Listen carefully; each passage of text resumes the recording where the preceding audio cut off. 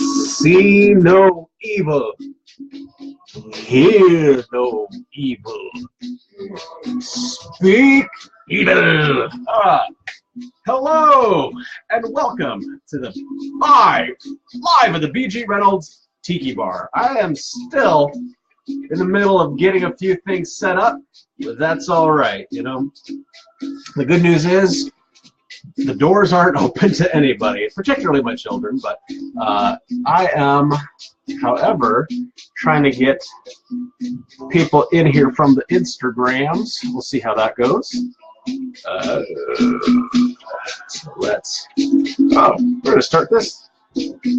Checking my connection. I know, it's exciting. It's like you're on AV Club.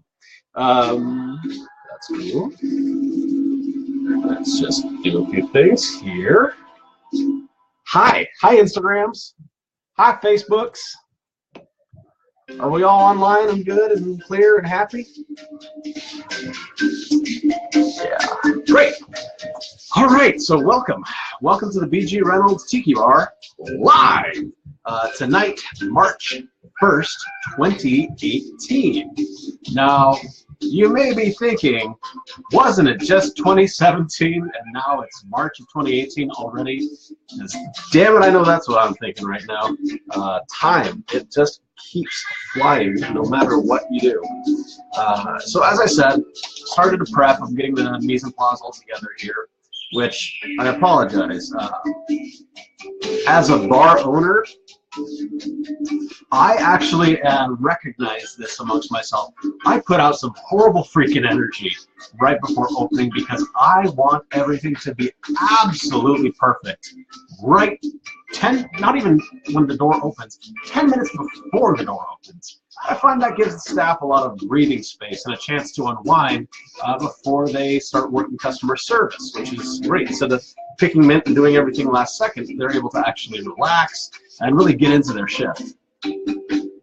I, unfortunately, do not press such standards on myself, and I should hold myself accountable for that. But that's all right, you know.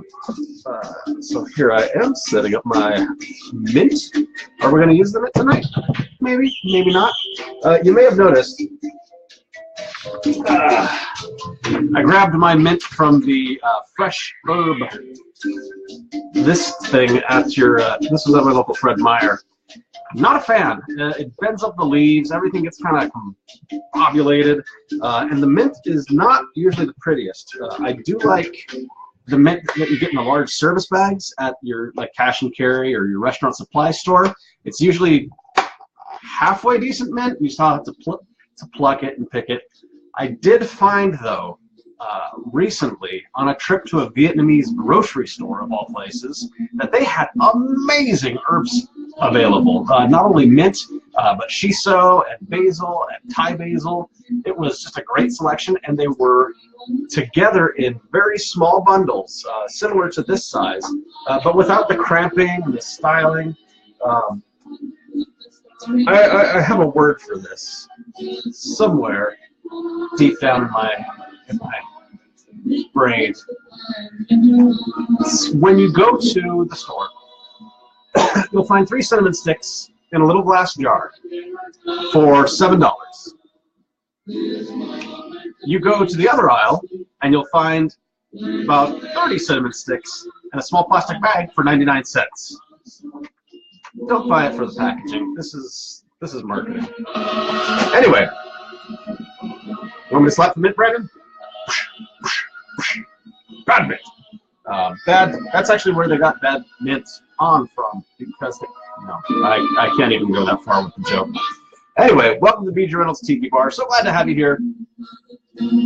I am still juicing some things. I got some new equipment after, well, I'm just going to cut it with you. I've been open up this place perfect. I am still equipping, still putting things together, still making everything the way I like it. And, oh, yes, waves to Instagram. Waves, Eric Thompson. Still putting things together the way I like my bar set up. Now, in an old day, I would have run through a credit card and done it all in one hit. Had everything I liked and everything was perfect. These are new days. have to get things, little improvements, a piece at a time. So 2 very small improvements, but I think are pretty good. I finally picked up the measuring cups from Cash and Carry. These measuring cups, so usually when you're thinking about ice, you're going to think about grabbing one of these metal scoops, the traditional ice scoop, right? And that's, you don't have to think too much about it. This is what you get. But with a little bit of thought and just raiding the kitchen, you can actually get a lot more efficient with your ice scoopage. This is what I always thought of myself when I was a little boy. I thought, I want to study ice and how to scoop it. So when you're scooping ice out of this, your hand is extended suddenly 8 inches, or however long that is, and you scoop deep in, and your point of leverage is your wrist, and then it can go over the sides or out. You can't measure it. It's just not a great piece of equipment, particularly when you're putting together tropical drinks that require very specific measurements of ice. When you are using one of these measuring cups, I just got this at Cash and Carry. I think it was $4. Probably pick it up at Restaurant Depot or Smart and Final or whatever your local restaurant supply is called. No stickers. People don't like the taste of the adhesives. Of course, it also means I haven't washed it either. So you know what? I'm the only one who's going to be drinking these drinks. Well, my wife's going to be drinking the drinks. And a little bit of adhesive, never hurt her. Hello, everybody on the Instagrams. Nice to see you here. Eric. Yeah. Ha! Eric, you just put your elbow in the ice. See, that's the convenience. So, the great thing about this cup, it is very simple measurements. It's up to 2 cups, and actually this one might even be a little too, I don't like this flange as much. I just like it flat. Like I say, sometimes I'm very particular about textures and how they work functionally. The great thing is not only is it much shorter, you can scoop with a wrist held like this. You can even scoop like this. You have no extension around your hand. You're just making a fist pretty much. And you can scoop up your ice. Make sure you've got, okay, if your house pina colada has 1.5 cups, do that. And please, if you're putting together a drink menu, ice measurements. Going into the right glassware. These are things that are extremely important, at least if you're as particular as I am. And my hope is when you walk into one of my establishments, that quality that I expect will shine through for you. Anyway, man, there was a lot of screaming upstairs tonight. Children, I have children. There's not another reason there would be screaming upstairs. Anyway, I need to do some juicing. So we're going to juice some limes. It's that kind of exciting time here at the BJ Reynolds Tiki Bar. What's everyone up to tonight? Where are you at? Where are you kind of want to know what's going on in your lives? So I know for me, I've got a lot coming up here. I've got Iron Tiki Tender that I have started to get organizing. And that's super exciting. If you haven't heard of Iron Tiki Tender, I recommend that you do. It is, as far as I'm aware, the only international. We had a competitor attempt to enter from Spain. It didn't work out, but the only international tiki bartending competition. And it's held right here in Portland, Oregon, during the annual TikiCon event. The way I've traditionally done it is we fly 3 bartenders in. They go through a few rounds of bartending. They get judged. The rounds include things like how many Mai Tais can you make, what have I done before? How many Mai Tais can you make? Which is one of my favorite because I just pump out the Mai Tais. The black box round, of course, is always fun with a mystery ingredient. And then our garish garnish competition, which is one of my absolute favorites. Shout out to Vegas, shout out to Plantation, Florida there. Eric, these are, well, technically it's a lemon, but you can call it a pure single lime if you like. So Iron Tiki Tender is just a freaking awesome event. It's something I just love doing every year. We held it 2012 through 2015. Unfortunately, the past few years I have had other obligations and was not able to put together a show. Hello, SF Bartender. I have no idea who these account names are, so I'm going to call everybody Jim. Keep it safe. As I was saying, Iron Tiki Tender, one of my absolute favorite events to put on. It is an absolute blast, and I think this year the experience is going to be even better because not only will there be the Iron Tiki Tender show, but we're going to be hosting the Iron Tiki Tender VIP Lounge. So how does one become an Iron Tiki Tender VIP? Just wait till the tickets are up. We'll be putting that together. There will be lots and lots of great swag. You get a chance to hang out with the bartenders. I think this year is going to be a really big shoe. So if you have not heard of Iron Tiki Tender, we are on Instagram at Iron Tiki Tender. It is also on Facebook. There's the website, irontikitender.com. Thinking of getting a Skyrider. There's all sorts of things you can do. Oh, hey, Robert from Riverside. Yes, the juicer is awesome.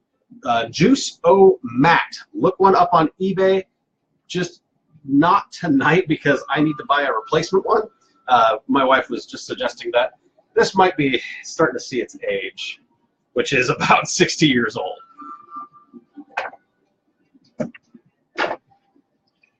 So Iron Tiki Tender, again, VIP experience is going to happen this year. We're going to fly in 3 bartenders. They're going to make a whole bunch of awesome drinks. They're going to be judged by our celebrity judging panel. Whoever that will be, I'm not quite sure yet. We're figuring that out. But I assure you, they will be celebrated personalities. And know a good tropical cocktail. I think that means juicing time is over. Iron Tiki Tender is also a part of, if you haven't heard of TikiCon, you need to hear about TikiCon. I've been to a lot of Tiki events throughout the country, and TikiCon is by far my favorite. Not only do they offer all the intrigue and interesting things that a lot of your more popular or larger Tiki conferences offer, Tiki conferences, that makes it sound like business, Tiki gatherings. Not only do they offer a lot of those great classes and seminars and vending and events, it is also very well run. They have the famous world famous home bar tour, which is here in Portland, Oregon. This year it is July 13th through the 15th. Iron Tiki Tender itself will be taking place that Saturday as part of the event stage. But TikiCon it's just one of my favorite events. One of the best things about it, other than the fact that I don't have to fly out to it, is they keep size restrictions. They haven't tried to just blow it up and blow it up and blow it up for ticket sale. They are actually really interested in keeping the experience very social, very engaged with each other, and just enjoying the experience instead of feeling like packed sardines or inundated with way too many ads. So, TikiCon, highly recommended by me, Blair Reynolds. So a few of the things, we've had some really fun conversations on the board this, on the BG Reynolds group this past week. Swizzle Sticks was a really interesting conversation. We got to see a lot of people's collection, and that was fun. If you're wondering, I didn't post my collection, and I'm kind of embarrassed about that. It's scattered. It's kind of all over the place. I'm going to show you a few. All right. Well, let's see. What do we got here? Oh, these are fun. These are classic. Let's see. We've got the classic Forbidden Island swizzle. One of from very, very early, back when my my mother-in-law actually lived very, very close to Forbidden Island. So being in stumbling distance was absolutely wonderful, especially after that third chamborlada. The other things I have are some just some pics from Archie McPhee back in the day. Archie McPhee, I kind of blame on for a lot of the tiki culture. They, had a bit of a, it's hard to say that Oriental Trading Company vibe to a lot of their stuff, but it was still, the only things that were available. They had fezzes and party gear and all sorts of fun stuff. This is my blast of the past swizzle stick here, and I'm going to show this to the Facebooks first. This is, oh, nope, wrong way, Trader Tiki Swizzle. So you may know me and my company as BG Reynolds today. If you didn't know, it was once upon a time Trader Tiki. That was the name of the blog that I launched back in 2007, where I started writing about tropical cocktails and how to create ingredients and creating up some originals. And I had a lot of fun doing that. And it led me to, well, I guess you could say it led me to where I am today. So TraderTiki.com was the blog, and then I started to come out with Trader Tiki syrups. And I thought, what a great idea. And then the cease and desist letter came from, I think it's called Nubico LLC, but it's the company that holds the intellectual property of Trader Vicks. They said it would cause consumer confusion. I thought, well, my product's so much better, how can anyone be confused? So after a few back and forths, I decided that ultimately a name change was going to be the better. Mind you, of course that meant throwing away a few $1,000s worth of labels. So be it. That's the cost of doing business, honestly. If any of you are the entrepreneurial genes yourself, you'll just find every once in a while you lose a few $1,000s, and it's not fun. But it's just business. It just happens. So, Trader Tiki. Yeah, oh, the memories. I think, who was it on the group that showed the old Trader Tiki glassware? Because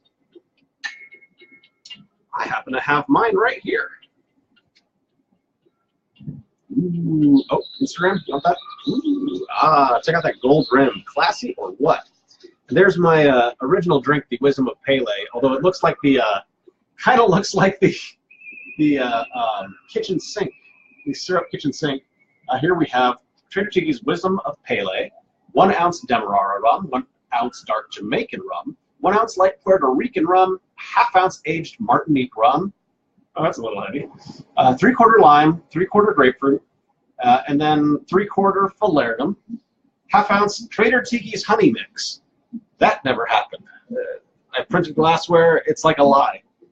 Trader Tiki cinnamon, 1/4 ounce cinnamon, 1/4 ounce vanilla, and 2 dashes aromatic bitters. Now, looking at this now, all I'm thinking in the back of my head is, how the hell would anybody serve that during service? And what could we do to simplify? What is not absolutely necessary for the execution of the cocktail to still maintain its spirit?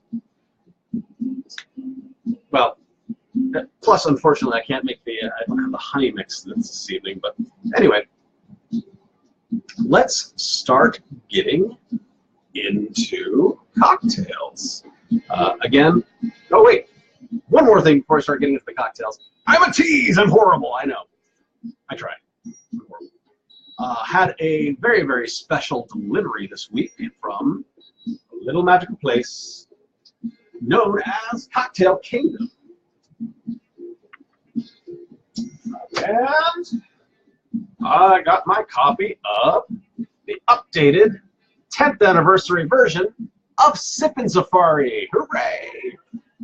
Sippin' Safari is one of my absolute favorite drink books. It's where Jeff Berry came out with more stories, more interesting.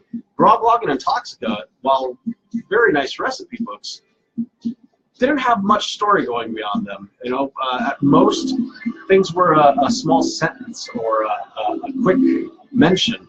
But Sippin' Safari really starts delving into the details, the lives of the bartenders, the lives of the restaurants, and how things went on. So it's a lot of fun, and there's a lot of stuff here. It shows the modern bartenders with their tiki goods. I look forward to cracking that open. Also had a special delivery. This is the Beach Bum Berry mug. Let's see, I should crack this sucker open. And no, I am not being paid by Cocktail Kingdom for this, but I just like cool stuff. The unboxing. This is like the video my kids watch, where they unbox something. Is this a thing amongst the tiki community? Do we need unboxing?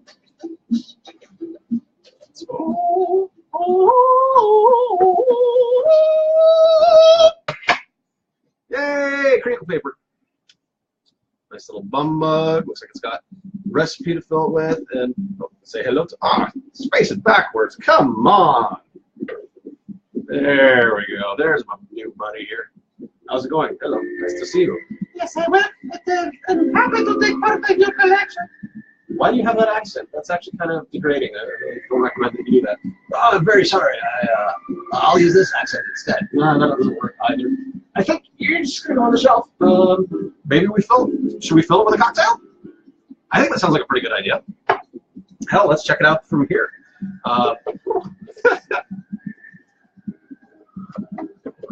Close this sucker. Don't think we'll be needing that crinkle paper anytime soon, but let's see what the cocktails have. Beach Bum's Own, which contains liquor 43, which for here in Oregon at least, it can be very, very difficult to get a hold of. We have Bum's Rush featuring unfiltered apple juice and Berry Jaeger. Actually, Berry Jaeger I think I do have, but the unfiltered apple juice I do not. So, well, that puts us at a loss for making Jeff Berry's wonderful cocktails. Yeah, there's more crinkle paper inside. But that doesn't mean we can't go into the topic at hand. And that topic is the rum barrel. I was thinking the other day about some sort of the unstressed hierarchies of cocktail drinks, or the heritages. You have very sound people mentioned that have traced the roots of tropical drinks as far as going back to the Planter's Punch or going into the daiquiri, and how drinks kind of flow and get broken down from there. But we now also have, we have apple juice and a screaming child. My lovely wife is bringing me apple juice. Hey, Sarah, would you do me a favor? No. Come over here and show off your Devil's Reef Footy, just for the Devil's Reef Footy. It's just, we're just supporting our friend, dear friend, Jason Alexander from Tacoma Cabana and now Devil's Reef. Here's his wife. This is wife. This is Devil's Reef. Show the back. I'm literally that tall. Yeah. This is the back. That signage was made by the gentleman who runs Fez-O-Rama. I think Jason does have some custom fezes in there. How you get them is anybody's guess. But ask really nicely. Ask really nicely, and give them lots of money. Anyhow, I did want to start talking about rum barrels. But first, I'm going to wait for my wife to get upstairs. There's going to be a little bit of screaming when I hear it. There's a lot of screaming tonight. Sorry, guys. A lot of screaming tonight. We have guest children over, and they usually leave about the same time I start broadcasting, so everything goes a little kooky. Anywho, oh my goodness, all the people. Where was I? Barrels! Rum barrels. So, a lot of times we talk about how drinks have a hierarchy, or kind of their origins, but what we don't talk is about similarities between drinks. For example, grogs are something that are like Navy grog, Jason's Commando grog, Ancient Mariner. All these drinks are very, they trace back to the Navy grog, but they also continue to maintain similarities, which are very strong, potent rums, often with featuring some sort of spice or heavy syrup note, and usually a fairly low juice profile, typically lime and grapefruit, in about ½ ounce swig. So no more than an ounce of juice, but often up to 3 ounces of rum. So very, very potent drinks. The rum barrel is one that I have not seen distinctly defined anywhere. Hello, Brian. The rum barrel, but it's one of the classic heavy. There are so many places that have their own rum barrel, and I would like to try and break that down. I unfortunately haven't had the time to quite make the presentation, but what are presentations for? Let's talk. Let's talk it through. Let's see here.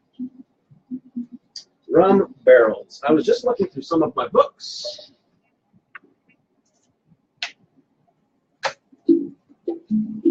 I've pulled this out before. The Hawaii Tropical Drinks and Cuisine, but on the Beachcomber, and here there is a rum barrel somewhere. Don's Pearl. Table of contents, what do you need those for? Beachcomber's rum barrel. All right. You get those Instagrams, Facebooks? Oh, hey, Brian, answer your email about Iron Tiki Tender. I want to see if you get a chance. I would love to see us do something super spectacular, awesome together. That would be just a treat. Beachcomber's rum barrel has 3/4 ounce lime, 1/2 ounce honey, 1/4 ounce bashanola, orange juice, pineapple juice, grapefruit juice, and soda in 1 ounce each.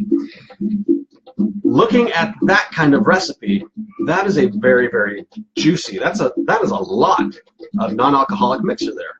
Of course, it's balanced out by 4 ounces of rum, but keep in mind this: the rum that's being used, it's calling for Rhone Rican light rum and Myers rum. I don't think the Myers necessarily fits into this category, but if you were to use a milder Jamaican rum, not something super funky, my feeling with rum barrels, particularly, is that they are big, juicy, heavy dilution drinks. Anytime I've had a rum barrel, it seems to have fit that mark. I used to think that a barrel was just a grog with more ice, but I'm finding that it actually kind of deserves its own category. Let's see if there's another good barrel recipe.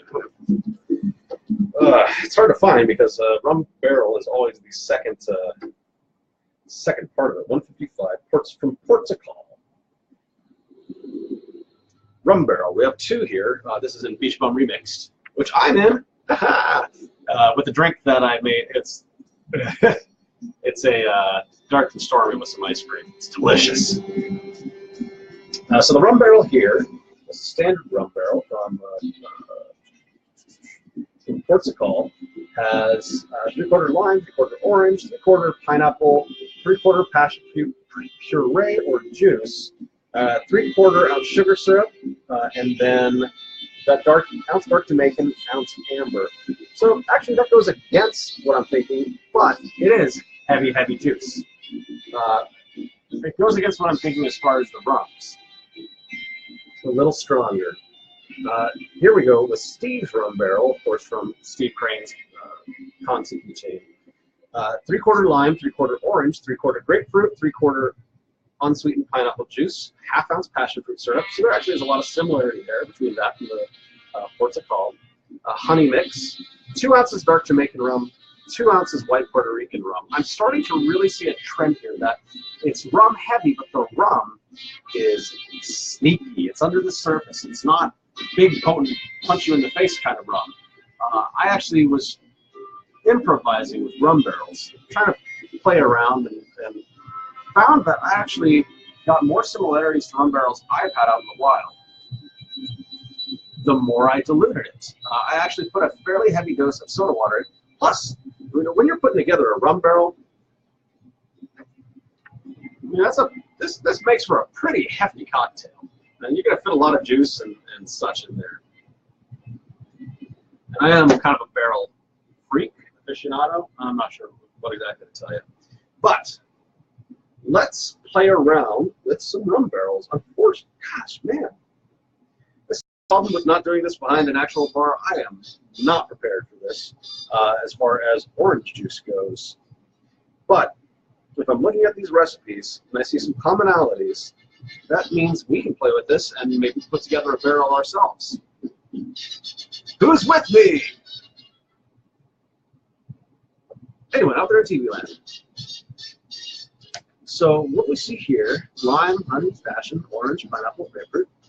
So I do not have the orange juice, but the rest we can do fairly simply. Let's find a nice place to stick our recipes. Another pickup today from Cash and Carry, actual malt tins. So I'm using an old Hamilton Beach where it has a trigger mechanism underneath that goes all the way to the back. The newer, the HMB 300, does not. So when it doesn't reach all the way back. So sometimes if you're using a tin with the thin sides, they won't catch, and sometimes they grab onto your tin, and it's just freaking annoying. So malt tins, which have the big lip, are an absolute must. All right, what are we going to put together here? Rum barrel.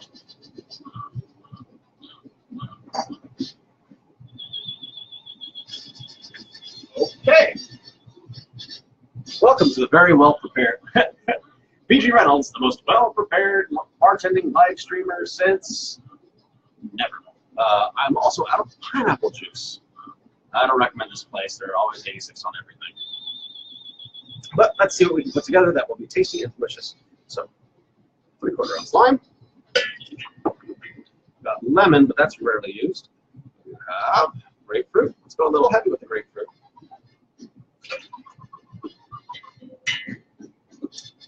I'm going to use, let's see here, those two. I've got my passion fruit here as well. Yeah, that's a little disappointing for me that I don't have the passion fruit. Oh, wait! Ha-ha! Put this over there. Ah! All right. Fresh pineapple juice. Cracked open today. Bottled in 1984. All right. So now, got a nice, big, juicy drink. Next, we're going to start on the sweets. This is the passion fruit. This is usually in smaller amounts.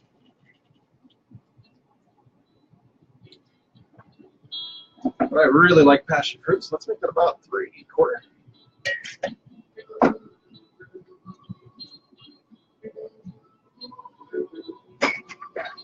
Let's add some rich demerara, just in place of the honey mix.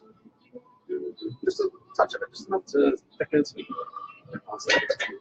it. I want something else, something a little extra, something to just kind of smooth and mellow. So let's take a look at our syrup selection. You know what? One of my favorite combinations on the planet, in between the lapu lapu and the rum pot, is passion fruit and vanilla, which is amazingly delicious. So with our improv barrel here, I'm just going to add a smidge of the vanilla.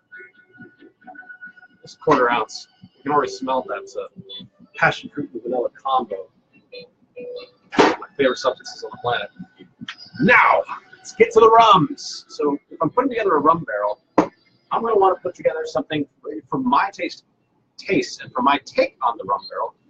Thank you very much for the compliment on the Morjon passion fruit. I'm going to want to put something together that is fairly light tasting, something that isn't going to kick me to the curb.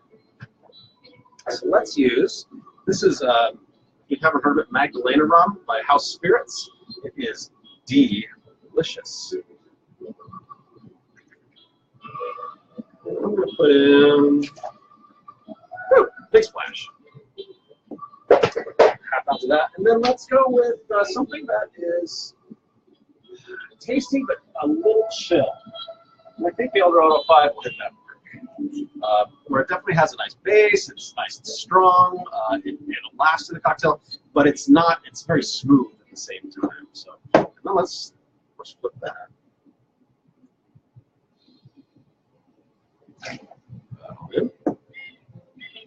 And like any great drink that can trace itself back to down the beachcomber, I'm going to throw in a bunch of drips of shit. So let's throw in a little bit of pimento graham. My magic 6 drops. Touch of absinthe. Absinthe. 1, 2, 3, 4, 5, 6. The absinthe I'm using, it's not actually absinthe, it's herb sant. Herb Sant Legendaire is my personal favorite for mixing, although there are quite a few on the market now. You can get a lot of very legitimate, very tasty absinthe. And of course, Angostura bitters in my new Dash Dart from Cocktail Kingdom, which is kind of just makes it look like a mustard thing. Anyway, just a nice plug of that. Let's go to town. Let's get this mixed up.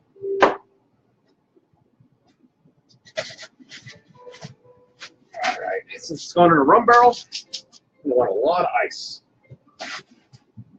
When you have a deep well and only about 4 cups of ice down there, it's not great. I'm gonna toss 2 of those cups in here. Move some stuff over. Woo! That is a hefty chunk of change for a cocktail. How's it smelling? I'm a cocktail sniffer. I have to. It's just something that I picked up from a bartender friend of mine. Just gives you a great sense of what's going on in the drink. You can always, once you have something ingrained as a smell, it doesn't go away. It's a very, very strong sense. So let's do this in one of my favorite cups, the goblet. The goblet, this is an idea I got from, or stole, from Forbidden Island in Alameda, California. And it makes for just a rich, wonderful feel. So 20 ounce, this is a 20 ounce glass. It's called a schooner, S-C-H-O-O-N-E-R. And it just, you feel regal, you feel awesome. And from a bartending perspective, I can garnish the shit out of this whole area.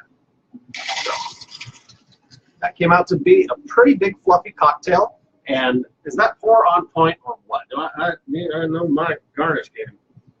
All right. But I'm going to toss a little bit more garnish on there. A little bit more ice. Fluff it up a little bit. Again, I've talked about this quite a lot, but the ice isn't just there to, you know, take place of spirit or to rip you off for some reason. It is there for a reason. It looks good and it dilutes very, very strong drinks. Just a little bit of this mint.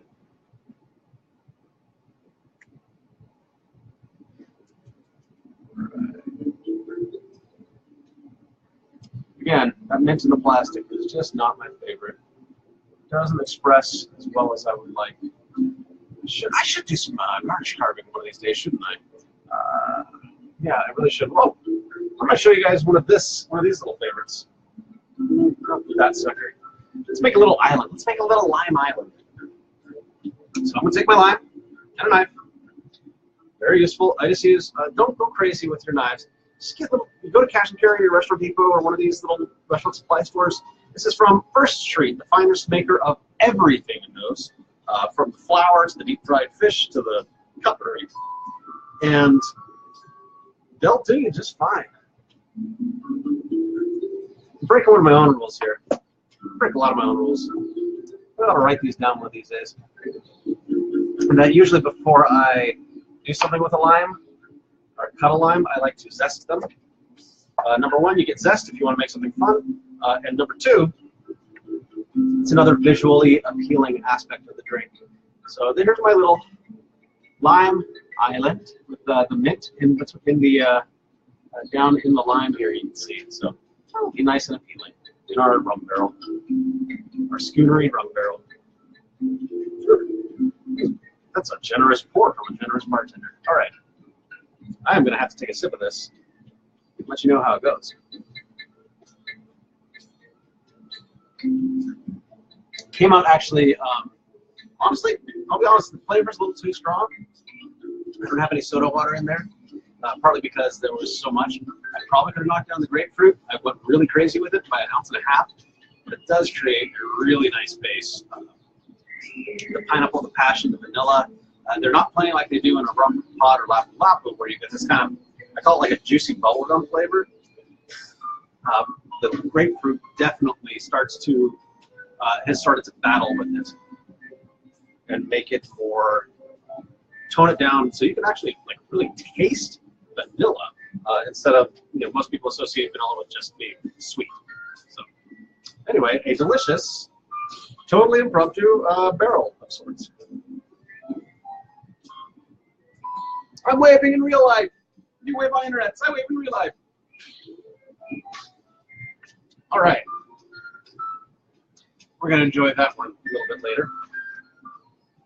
So, my lovely wife brought down some apple juice for us so we can make the Bum's Rush cocktail. Let's take a look at this. We're filling my new Jeff Berry tiki mug. If anybody wants to tag Jeff in this and make sure he knows that we're saying hey, and we hope he's doing well at latitude 29 in Orleans, that's great. Okay, Bum's Rush. Helpful to hold on to the cocktail you're going to make. Bum's Rush.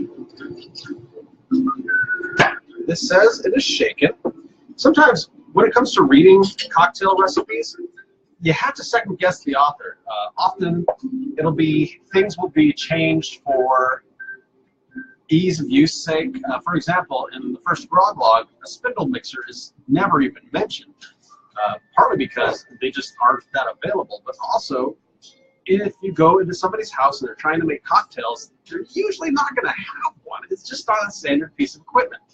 So what Jeff Berry did in the early books is he said have a blender and just kind of at it, making it so that you stir up the drink, but you don't crack the ice and make it a slushy cocktail. It's a smart way to use your household blender. I just find that the spindle mixer works a little better. It thickens things up. You put some passion fruit and pineapple in that thing, and it'll get frothy. It's just an enjoyable way to drink a cocktail. Anyway, let's get into the Bum's Rush. We're calling for, to set up my drink as I am ought to do. 1 ounce of fresh lime juice.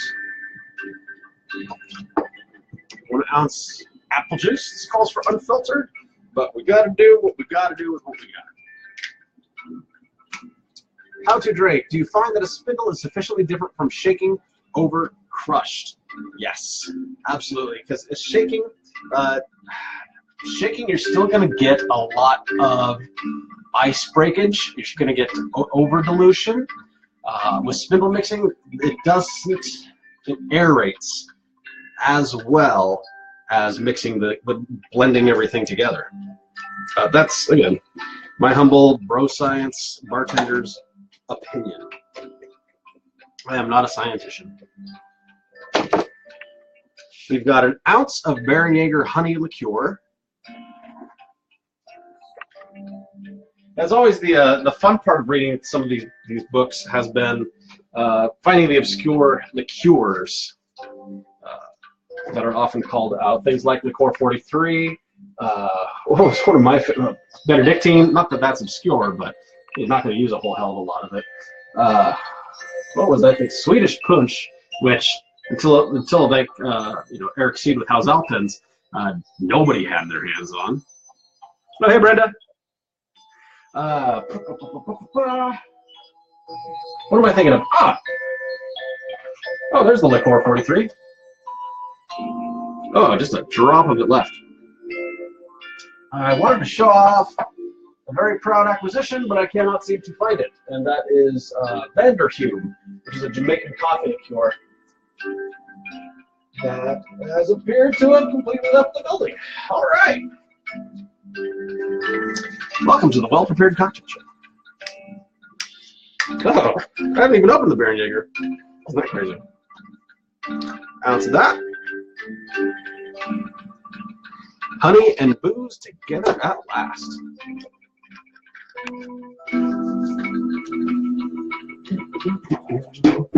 Then we've got 1 ounce of triple sec. I am not a particular fan of triple sec as the cheap stuff. I like to use the good stuff, which is, in my humble opinion, quite delicious. It's okay. Curacao and triple sec. I have got to get back to my book so I can educate you. But essentially, they're all made from orange peel. Curacao generally being made from a okay, this is a super high quality Curacao. Triple sec being made from like a brandy, and Curacao usually being made from some sort of neutral spirit primarily. But an ounce of that, Pierre Ferrand, and I use it because it's freaking delicious. If you haven't had a chance to get the Pierre Ferrand, I cannot recommend it enough. And finally, key ingredient, 1.5 ounces, tequila, which I certainly have. I do have a bottle of El Jimador, but I'm kind of saving this. This is, oh, it's on Splash. I'm saving that for a special occasion, though. It is they put on a new juice squeezing machine, and or way to squeeze the agave. It's much more industrialized now, and this is from the before they did that. So let's find a tequila. God, you can find a billion rums in here, but tequila, it's a little hard. Ah, tequila El Relingo. Perfect. So, 1.5 ounces of that. Oh, I hate you slow pour caps.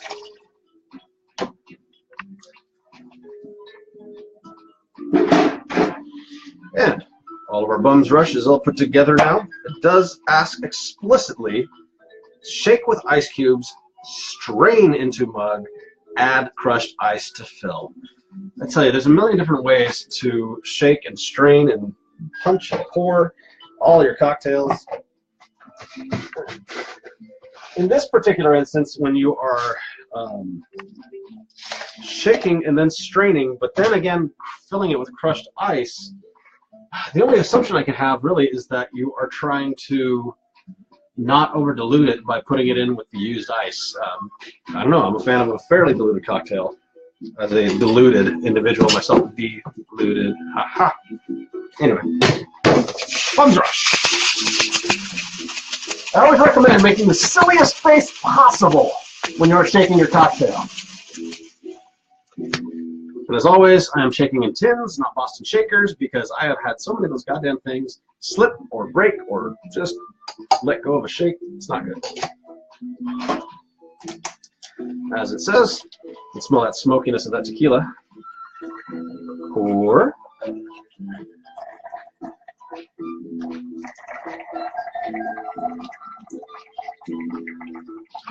We finally found the infinity cup, the endless mixer. And then fill with crushed ice.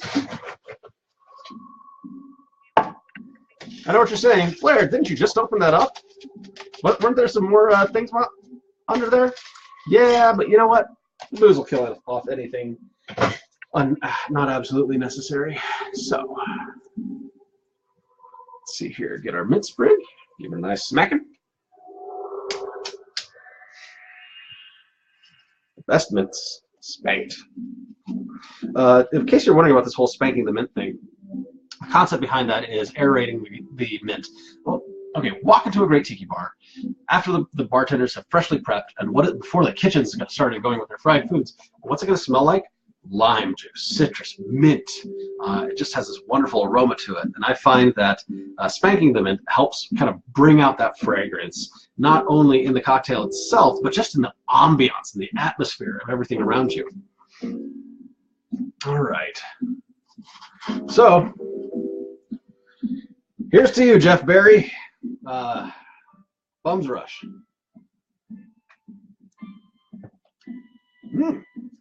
That is unique and interesting. Of course, I'm not somebody to use apple in a lot of cocktails. Would I recommend putting this together? Absolutely. Would I also recommend purchasing a lovely Beach Bum Berry mug from Cocktail Kingdom? Also absolutely. And no, that endorsement was not purchased. Although if they wanted to send me some things, I got some of those hammered copper spoon sets and stuff in my wish list. So, delicious cocktail. Something I always say about Jeff Barry is he is the man who wrote the things that make it sound like I know what I'm talking about. Without his books, without his writings, I don't think even the tiki community itself would exist. You know, who knows? One of the problems that we've had with tiki is that it's associated primarily and sometimes solely with cocktails. But as we've seen in Sven Kirsten's books, such as the Book of Tiki and Tiki Modern, it is so much more.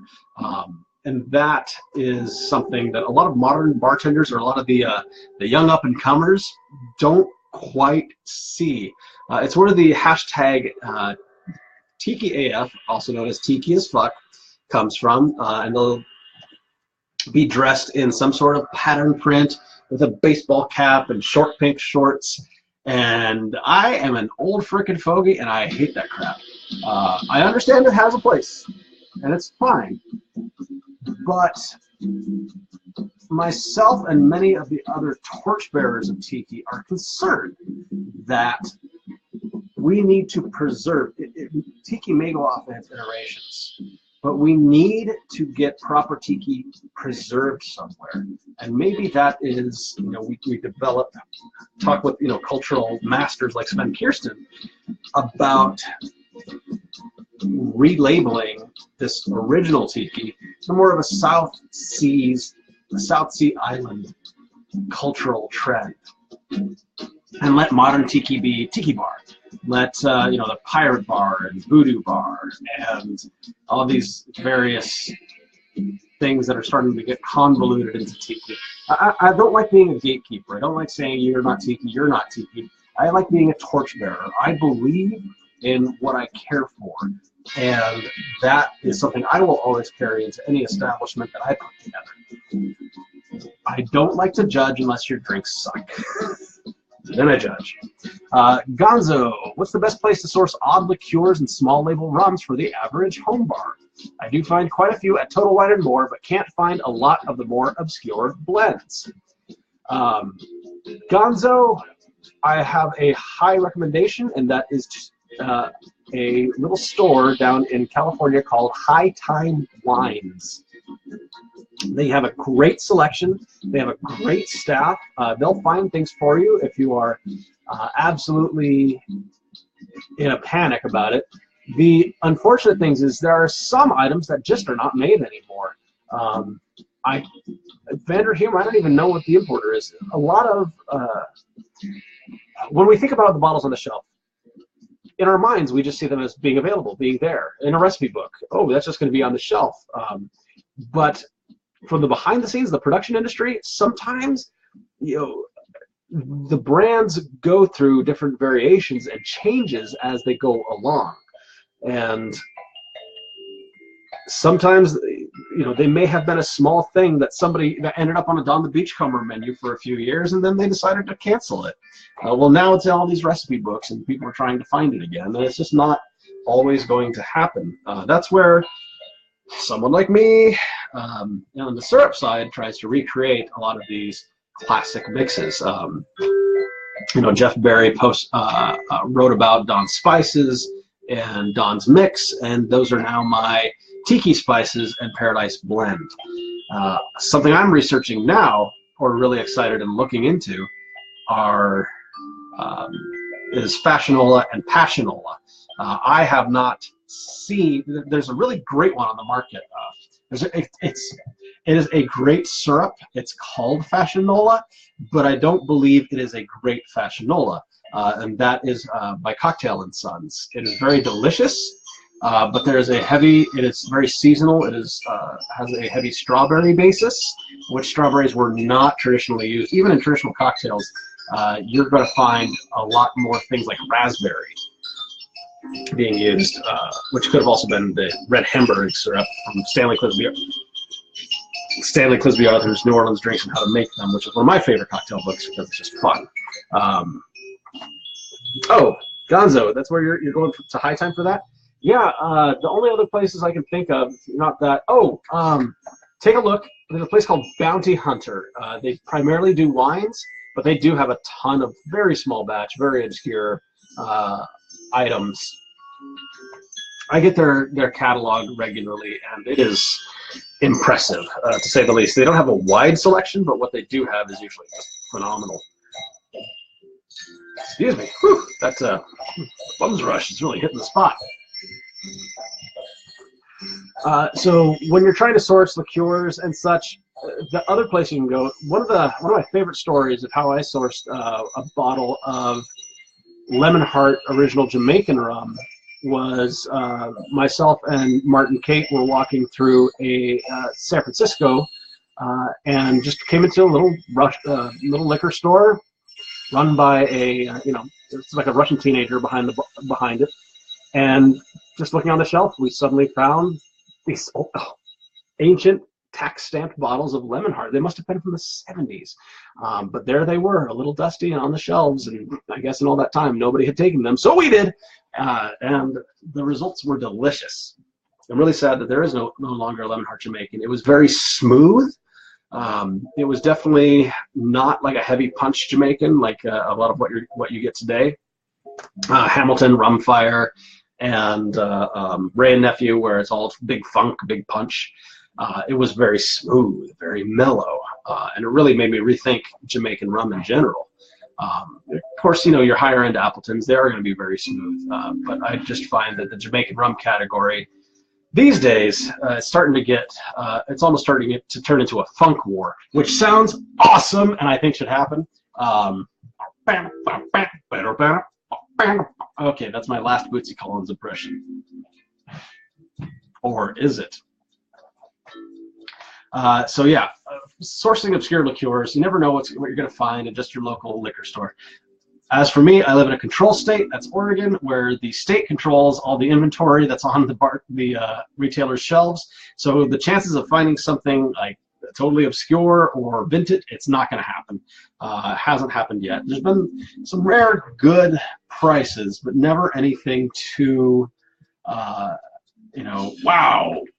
once in a lifetime kind of thing. So wrapping up here, we made some rum barrels. We talked about some swizzle sticks. I showed off some my own put together rum barrel. We put together the Beach Bums, the Bums Rush, and we're going to talk a little more about Iron Tiki Tender and the VIP experience. This is going to be the first time I'm offering tickets to Iron Tiki Tender. Now the show for any TikiCon pass holder is going to be free, but we are also offering as a way of trying to pay for the show, VIP experience passes. What this VIP experience will get you is we're still coming up with all the wonderful things, and I'm always open to suggestions.